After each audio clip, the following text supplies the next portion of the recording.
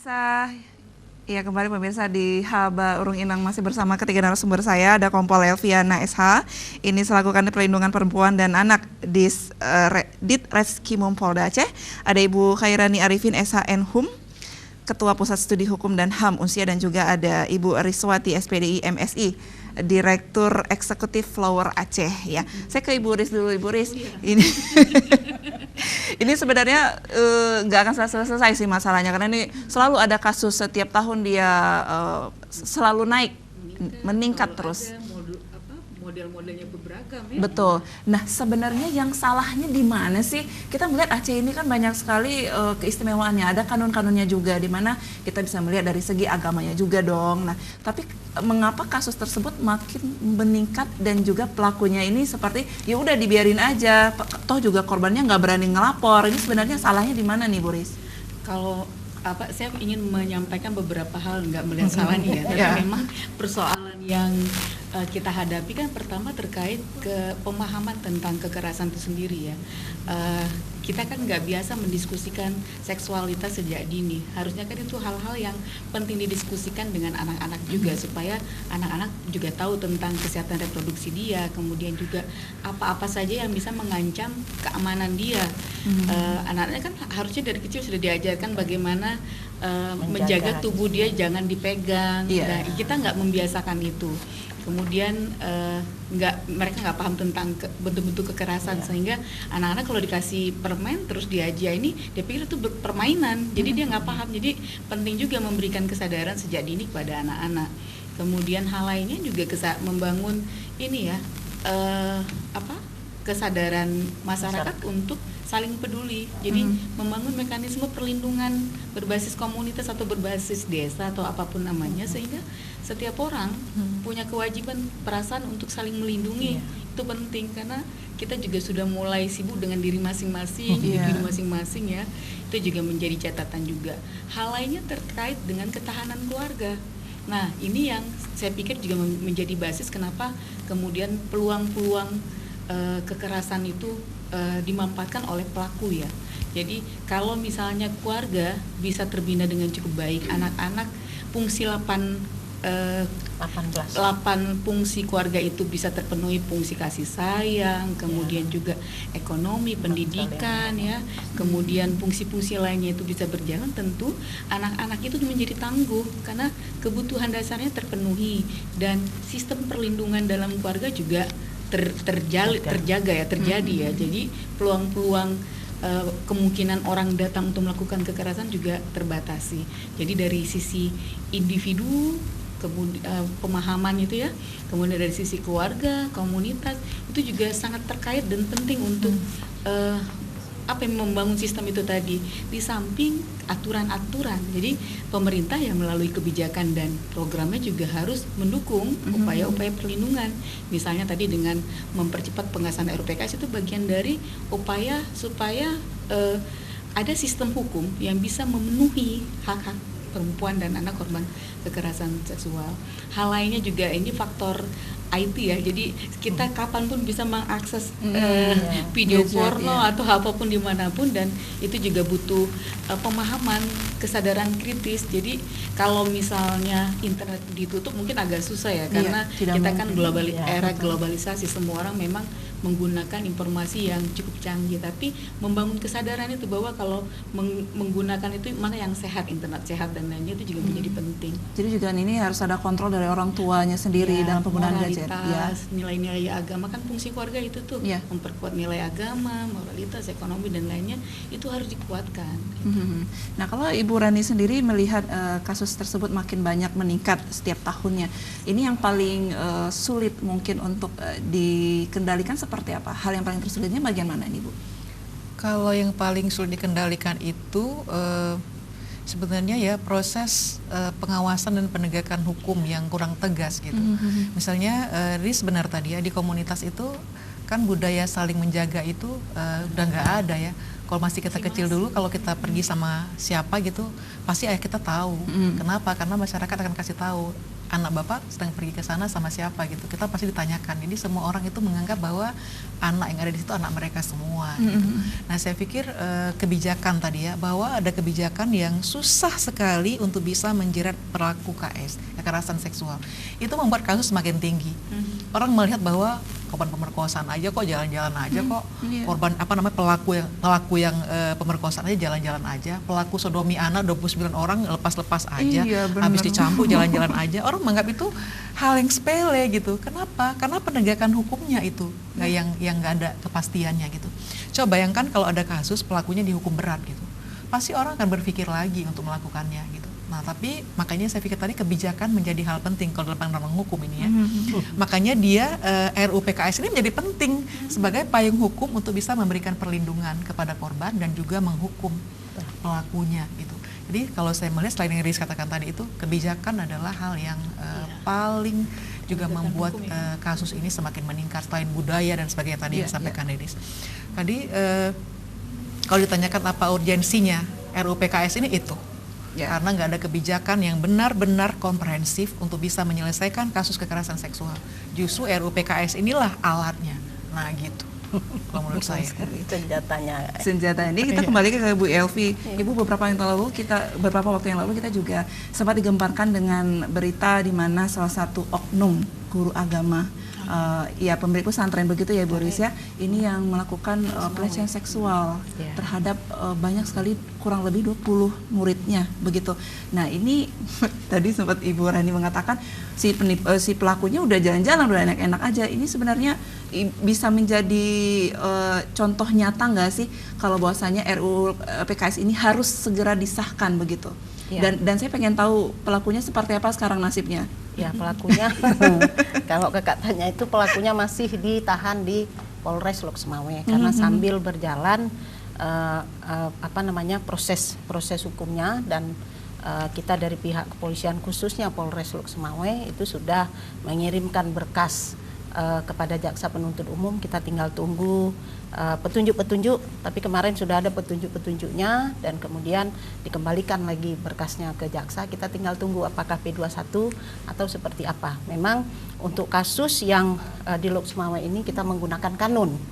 Kenapa kita menggunakan kanun? Karena sudah diamanahkan di dalam kanun sendiri di pasal 72.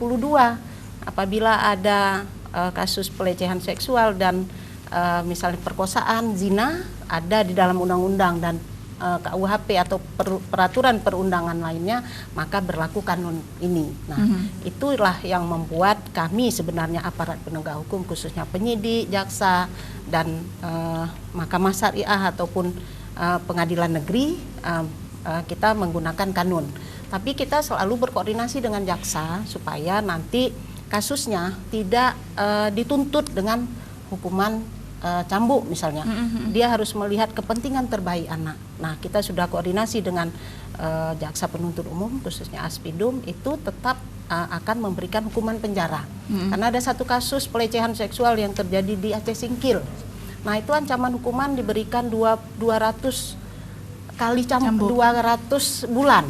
200 bulan itu sama dengan hampir 16 atau 17 tahun penjara. Jadi ini kan sebenarnya juga perspektif kita. Nah, kita tetap selalu berkoordinasi dengan jaksa supaya kalau itu menggunakan kanun, supaya pelakunya juga diberi hukuman yang lebih berat dan setimpal. Nah, seperti itu. Jadi untuk kasus yang Lok Semawe kita sudah expose dengan jaksa, dan juga mungkin minggu kemarin kita juga ada melihat di koran, Kasipidum sudah expose juga di Kejaksaan Tinggi bahwa tetap menggunakan kanun karena sesuai dengan pasal 72.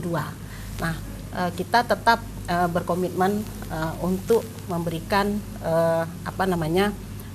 perlindungan terhadap korban. Nah, yang disampaikan tadi Bu Rani untuk restitusi terhadap korban. Nah, ini yang tidak bisa kita kita berikan. Kenapa? Ada besarannya itu tadi. Tapi namun untuk kasus Lok Semawe, kalau saya nggak salah itu ada turun LPSK yang akan memberikan bantuan kalau saya nggak salah, atau membuktikan ganti rugi. Nah itu dalam bentuk apa? Nah itu masih dilakukan oleh Polres Luk Semawe dengan kawan-kawan yang ada di pekerja sosial dan juga P2TP2A. Nah yang terpentingnya seperti apa kata Bu Rani tadi, kita menunggu kebijakan yang lebih gampang untuk menjerat pelaku kekerasan seksual. Kenapa? Karena itu salah satu kasus yang di Luk Semawe. Kasus-kasus yang lain sebenarnya banyak. Ada beberapa kasus yang lain yang sulit untuk kita terobos karena harus ada 2 alat bukti yang sah. Nah, tapi kalau nanti ada disahkannya undang-undang penghapusan kekerasan seksual, nah itu kan keterangan saksi korban dengan 1 alat bukti lainnya sudah cukup. Sudah cukup ya. Nah, itu membuat penyidik lebih gampang untuk menjerat pelaku. Namun demikian undang-undang ini nanti kalau memang sudah disahkan harus disosialisasikan. Kenapa? Supaya orang semua paham. Nah, seperti itu. Apalagi kalau kita lihat kasus yang dilaporkan itu sedikit, tapi yang terjadi di bawah-bawah itu banyak. Kenapa? Dilaporkan lama. Proses hukum itu memang lama. Bahkan sampai setahun atau 6 bulan itu belum kelar. Nah, seperti itu. Jadi mungkin ini salah satu untuk mempercepat proses hukum supaya korban juga segera kasusnya disidangkan. Nah, seperti itu. Jadi dengan mungkin yang disampaikan Bu Rani tadi dan Kak Riris, kebijakannya adalah untuk memberikan perlindungan kepada korban kekerasan seksual, ya kenapa tidak ada undang-undang yang lebih memberikan jaminan kepada korban-korban kekerasan seksual. Baik, nah ini terakhir untuk Ibu Elvi. Bu, kalau untuk pelaku kekerasan seksual tersebut ini ancaman pidananya berapa tahun ini, Bu? Kalau dia bervariasi, bervariasi tergantung. Kalau kita menggunakan Undang-Undang Perlindungan Anak, ancaman hukumannya untuk kasus persetubuhan anak, nah itu ancaman hukumannya 20 tahun penjara, ada yang 15 tahun penjara. Nah kemudian kalau pencabulan dia minimalnya 4 tahun dan paling tingginya 15 tahun. Kalau yang melakukan itu orang-orang terdekat, tetangga, kemudian guru, ayah tiri, bapak kandung dan sebagainya. Pokoknya orang-orang terdekat itu ditambah 1/3 lagi dari hukuman yang sudah diputuskan atau divonis oleh hakim. Ditambah kalau dia diputuskan, ada kasus kami yang pernah 20 tahun penjara, itu bapak tiri menyetubuhi anaknya dari usia 11 tahun sampai usia 16 tahun. Nah, sampai itu dan kita ajukan. Nah, itu kan dari 11 tahun dia, tapi tetap bisa kita ajukan dijatuhi hukuman 15 tahun penjara ditambah 1/3 dari hukuman yang sudah dijatuhkan. Jadi dia 20 tahun 6 bulan.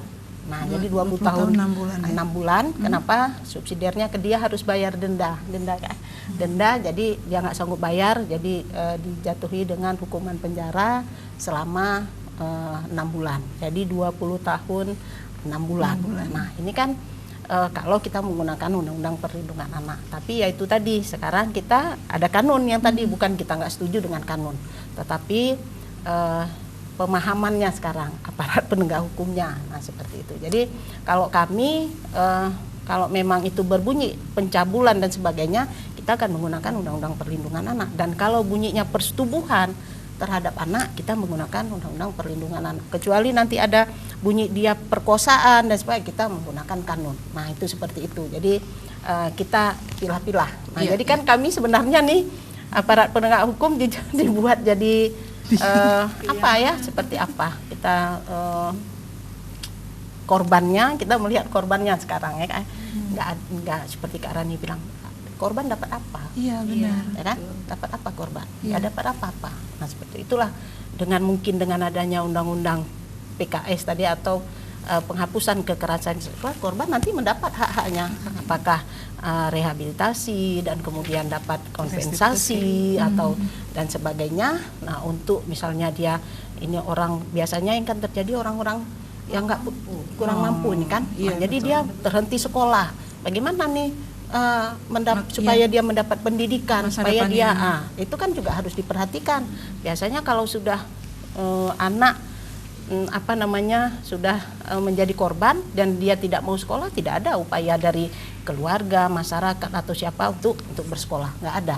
Betul. Malah dia diberi stigma, ya kan? Iya. Nah dia jadi dengan sendirinya dia nggak berani ya. sekolah, nggak berani berjumpa dengan kawan, nah, seperti itu. Jadi kasus kekerasan seksual bukan saja yang dilakukan oleh orang dewasa, juga banyak dilakukan oleh anak-anak di bawah umur, yang usianya di bawah 12 tahun, yang tidak bisa diproses hukum sesuai dengan Undang-Undang 11 2012. Itu banyak juga yang terjadi di beberapa kabupaten, bahkan di tempat kita di Banda Aceh ini juga. Nah, jadi itu dilihat juga oleh orang tuanya, anak saya udah seperti ini, bagaimana nih? Padahal dilakukan oleh anak usia 9, 10, nah seperti itu.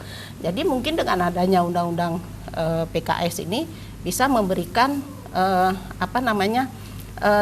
keadilan kepada korban dengan dia anak-anak tidak bisa diproses hukum, tetapi dia mendapat misalnya anak sebagai pelaku nanti kita serahkan ke pekerja sosial dan akan mendapat pendidikan mungkin. Tapi korbannya selama ini kan nggak ada. Dengan adanya ini mungkin korban mendapat hak-haknya, apa yang disampaikan Bu Rani dan Kak lebih Dewi tadi. diuntungkan bagi korban. Oke, seperti itu. Baik, terima kasih Bu Elvi.